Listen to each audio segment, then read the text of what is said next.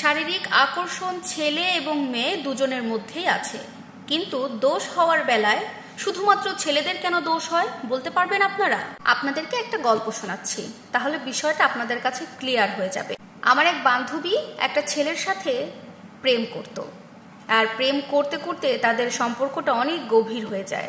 এক পর্যায়ে আমাকে সে জানায় সে ছেলেটাকে খুব ভালোবেসে ফেলেছে, ওকে ছাড়া ও আর বাঁচতে পারবে না। তো আমি ওকে বলি, তুই আগেই এত গভীরভাবে সম্পর্কে জড়াস না, কারণ তোর ফ্যামিলি থেকে সেখানে বিয়ে দিবে কি দিবে না এটা তুইও জানিস না, আমিও জানি না। সেই জন্য বলছি, প্রেম করছিস ঠিক আছে, একটু ধীরে সুস্থে আগা। কিন্তু আমার বান্ধবী আমাকে বলে, তুই চুপ কর তো, আমি আমার বাবা মাকে ম্যানেজ করে নেব, আর আমি ওকে ছাড়া থাকতেই পারবো না। আচ্ছা গেল। এই কথা বলে আমার বান্ধবী দিনের পর দিন ওর সাথে গভীর সম্পর্ক চালিয়ে যাচ্ছে, এমনকি এখানে সেখানে রেস্টুরেন্ট, হোটেল বা বিভিন্ন দূরের জায়গায় বয়ফ্রেন্ডের সাথে আমার বান্ধবী বিভিন্ন জায়গায় ঘুরে ঘুরে বেড়াচ্ছে।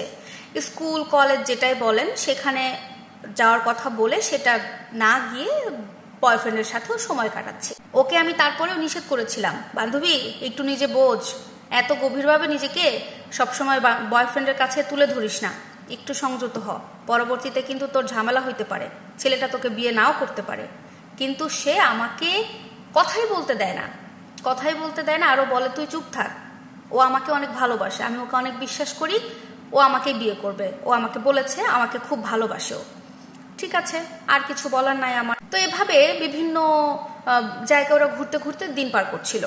তো হঠাৎ একদিন আমার বান্ধবীর মা আমার কাছে এসে আমাকে জিজ্ঞেস করে, আচ্ছা আমার মেয়ের ভাবসাব আমার ভালো লাগতেছে না, ও কি কোথাও প্রেম করতেছে, তুমি কিছু জানো? তো আমি বললাম, আন্টি আমি তো কিছু জানি না, আসলে আমি স্কুলে যাই আর বাসায় এসে মা বাবাকে কাজে সাহায্য করি, এর বাইরে তো আমার কাছে কোনো খবর নাই আন্টি, আমি আসলে জানি না, আপনি আপনার মেয়েকে জিজ্ঞেস করেন, যদি প্রেম করে তাহলে অবশ্যই আপনি বুঝতে পারবেন। তো আন্টি বলে যে না, তুমি অবশ্যই জানো, শোনো, যদি ও প্রেম করে থাকে ওকে নিষেধ করো, ওর বাবা কিন্তু ভালো মানুষ না, ওর প্রেম করলে কিন্তু সেখানে ওকে মানবে না, বিয়ে দিবে না, ওকে একটু বুঝায়ও। তো আমি বললাম, আন্টি ঠিক আছে, আমি ওকে জিজ্ঞেস করে জানার চেষ্টা করবো না, তারপর আপনাকে জানাবো না। এই কথা বলে আন্টিকে আমি বিদায় দিয়ে দিই, আন্টি চলে যায়। আচ্ছা সেই দিন গেল। এই ঘটনার ঠিক 1 মাস পরে আমার বান্ধবী এসে আমাকে হঠাৎ করে জানায়, বান্ধবী জানিস আমার না শরীরটা কেমন যেন লাগতেছে। কেমন লাগতেছে মানে? বলে মনে হয় আমি প্রেগনেন্ট হয়ে গেছি। আমি বললাম, তুই প্রেগনেন্ট হয়ে গেছিস মানে? কখন, কেমনে, কি হইল? তখন আমার বান্ধবী বলে, ওর সাথে তো আমি এখানে গেছিলাম, তো সেদিন আমাদের সাথে আসলে শারীরিক সম্পর্ক হয়ে গেছে। আর শুধু সেদিন না, তারপর থেকে আমরা যেখানেই যাই আমরা সময় বুঝে সময় পাইলেই আমাদের মধ্যে শারীরিক সম্পর্ক বেশ কয়েকবার হয়।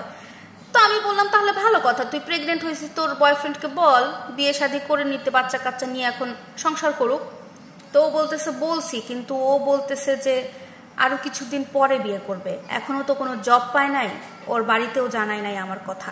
তো আমি বললাম, ভালো কথা, তোকে তো আগেই নিষেধ করছিলাম, তুই এগুলা করতে যাস না, শুধু শুধু তুই ছেলেটার এই যে এইভাবে করে এখন ওরে প্রেশার দিতেছিস। এত সম্পর্ক গভীর না করে প্রেম করতি, পরবর্তীতে চাকরি বাকরি পাইলে বিয়ে শাদী হইতো কি হইতো না সেটা পরের কথা, তুই এত ঘনিষ্ঠ হয়েছিস কেন?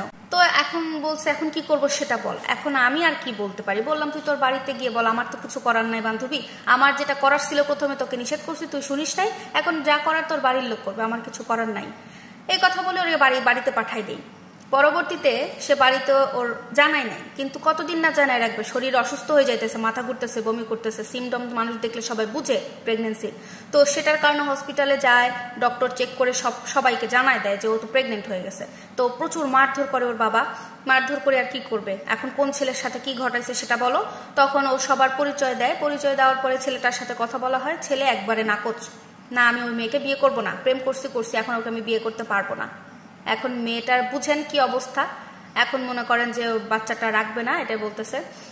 পরবর্তীতে মনে হয় ডাক্তার দেখায়া ওই বাচ্চাটা নষ্ট করে দিছে। এই আমার বান্ধবীর কাহিনী। হ্যাঁ, তো এই জন্য প্রথমে বললাম যে শারীরিক চাহিদা তো ভাই ছেলেরও থাকে মেয়েরও থাকে, তো একসাথে যা মজা নেওয়ার, তো মজা নেওয়ার সময় তো আর কেউ কম নেও নাই, তাইলে খালি খালি কেন ছেলেটার কাঁধের দোষ চাপাও যে ছেলেটা আমার সাথে সম্পর্ক করে, আমার সাথে শারীরিক সম্পর্ক করে বাচ্চার মা বানায় দিছে, এখন আমারে বিয়ে করতেছে না কেন? যখন তোমার সাথে শারীরিক সম্পর্ক করে তখন কি তুমি ঘুমায় থাকো? তখন কি তুমি মইরা যাও? তোমার কোনো হুঁশ থাকে না? হুদাই হচ্ছে ছেলেদের দোষ চাপায় দাও। দুর্ঘটনা ঘটানোর আগে নিজে কতটুকু পারো সচেতন থাকো, শুধু শুধু ছেলেদের ঘাড়ে দোষ চাপায় না।